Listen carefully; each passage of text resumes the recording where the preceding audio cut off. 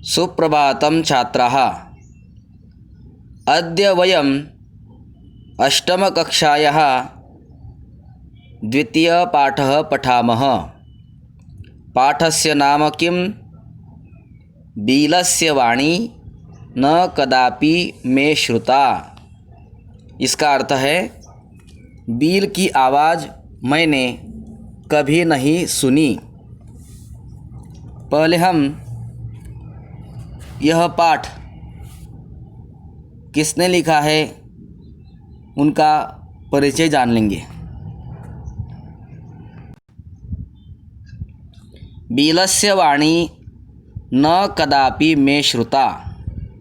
प्रस्तुत पाठ संस्कृत के प्रसिद्ध कथा ग्रंथ पंचतंत्रम के तृतीय तंत्र काकोलुकीयम से संकलित है। पंचतंत्र के मूल लेखक विष्णु शर्मा है। इसमें 5 खंड है जिन्हें तंत्र कहा गया है। इनमें गद्य पद्य रूप में कथाएं दी गई है, जिसके पात्र मुख्यतः पशु पक्षी है। अभी मैं 2 मिनट में आपको इस पूरे पाठ का सार बताता हूँ। संपूर्ण पाठ का सार। किसी एक वन में खरनखर नाम का सिंह रहता था। वह भोजन की खोज में घूम रहा था।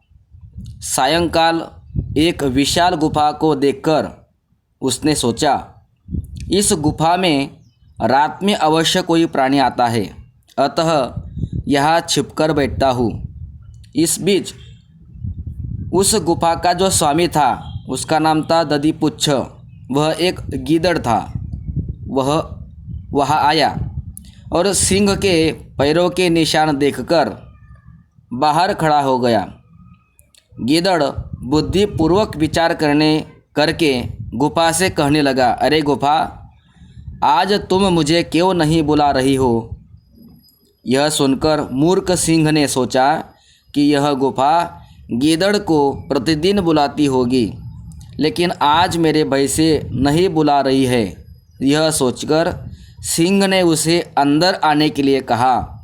सिंह की आवाज़ सुनकर गीदड़ ने कहा, मैंने आज तक गुफा की आवाज़ नहीं सुनी। ऐसा कहकर वह भाग गया। यह है संपूर्ण पाठ का सार। अब हम मूल पाठ और उसका अर्थ जानने का प्रयास करेंगे। कस्मिंश्चित् वने खरनखरः नाम सिंहः प्रतिवसति स्म। किसी वन में खरनखर नाम का सिंह रहता था। सः कदाचित् इतस्ततः परिभ्रमन् क्षुधार्तः न किंचिदपि आहारं प्राप्तवान्। एक बार भूख से व्याकुल इधर उधर घूमते हुए उसे कुछ भी भोजन प्राप्त न हुआ। ततः सूर्यास्त समये एकां महतीं गुहां दृष्ट्वा सः अचिंतयत्। तब सूर्य के अस्त होने के समय एक विशाल गुफा को देखकर वह सोचने लगा, नूनम् एतस्यां गुहायां रात्रौ कोऽपि जीवः आगच्छति, अतः अत्रैव निगूढ़ो भूत्वा तिष्ठामि इति।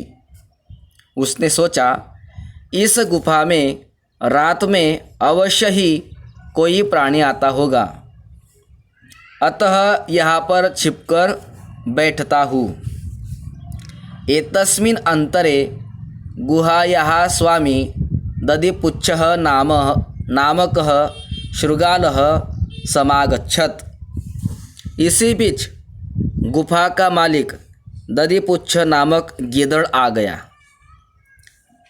स च यावत् पश्यति तावत् सिंहपदपद्धतिः गुहायां प्रविष्टा दृश्यते।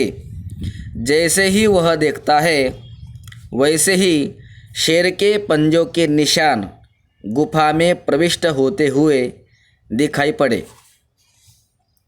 न च बहिरागता, वे निशान बाहर नहीं आए।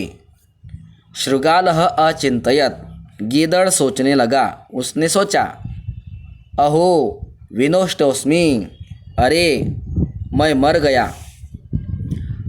नूनम अस्मिन् बिले सिंहः अस्ति इति तर्कयामि, अवश्य ही इस बिल में शेर है, ऐसा मैं मानता हूँ। तत्किम करवाणी, तो अब मैं क्या करूँ। एवं विचिन्त्य, ऐसा सोचकर, ऐसा विचार करके, दूरस्थम रवम कर्तुमारब्धः, दूर खड़ा होकर आवाज़ करना शुरू किया। भो बिल, भो बिल, किम न स्मरसि यन्मया त्वया सह समयः कृतोऽस्ति, यदाहं बाह्यतः प्रत्यागमिष्यामि तदा त्वं माम् आकारयिष्यसि। इसका अर्थ है, अरे बिल, क्या तुम्हें याद नहीं है कि मैंने तुम्हारे साथ प्रतिज्ञा की है। क्या प्रतिज्ञा की है? कि जब मैं बाहर से लौटूंगा तब तुम मुझे बुलाओगे। अथ यदि त्वं मां न आह्वयसि तर्हि अहं द्वितीयं बिलं यास्यामि इति, यदि तुम मुझे नहीं बुलाते हो तो मैं दूसरे बिल में चला जाऊंगा। अथ एतत् श्रुत्वा सिंहः अचिंतयत, तब यह सुनकर सिंह ने सोचा। क्या सोचा? नूनमेषा गुहा स्वामिनः सदा समावाहनं करोति, अवश्य ही यह गुफा स्वामी को सदा बुलाती होगी। परंतु मदभयात् न किंचित वदति, लेकिन मेरे डर से आज कुछ भी बोल नहीं रही है। अथवा साध्विदम उच्यते, अथवा यह उचित ही कहा है। भय संत्रस्त मनसाम हस्तपादादिका क्रिया प्रवर्तते नवाणी च व्यपथुश्चाधिको भवेत्। इसका अर्थ है, डर से डरे हुए मन वाले लोगों के हाथ व पैर आदि से संबंधित क्रियाएं तथा वाणी प्रवृत्त नहीं हुआ करती है तथा कंपन भी अधिक होता है। तदहम अस्य आह्वानं करोमि, इसलिए मैं इसे बुलाता हूँ। एवं सह बिले प्रविश्य में भोज्यम भविष्यति, इस प्रकार वह बिल में घुसकर मेरा भोजन बन जाएगा। इत्थं विचार्य सिंहः सहसा शृगालस्य आह्वानम अकरोत्, इस प्रकार विचार करके सिंह ने एकदम गीदड़ को बुलाया।